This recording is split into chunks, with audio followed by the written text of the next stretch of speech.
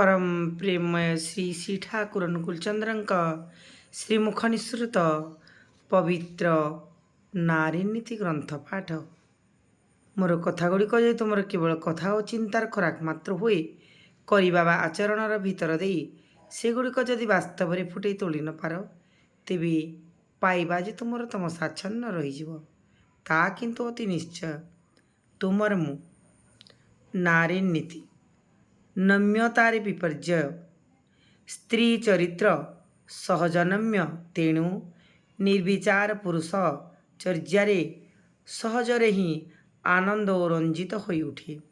यह स्त्री जातिर गोटे लक्षणीय लक्षण। तेणु उपयुक्त बर जदि पाइबाकु चाह पुरुषंक ठारू एपरि दूरत्वरे रुह जो नजर थाए अथच मिश्रण न घटे तुम्हें बोध करि पारिबो ओ उपयुक्त मनोनयन घटिब आउ एही निर्विचार परिचर्या फलरे अधपतनर अशेष विध गुप्त आक्रमण तुमको विध्वस्त और विपन्न करी पातित्यर तमसाच्छन्न गौहर को नहीं जाई पारे। सजाग थाओ, सावधान हो।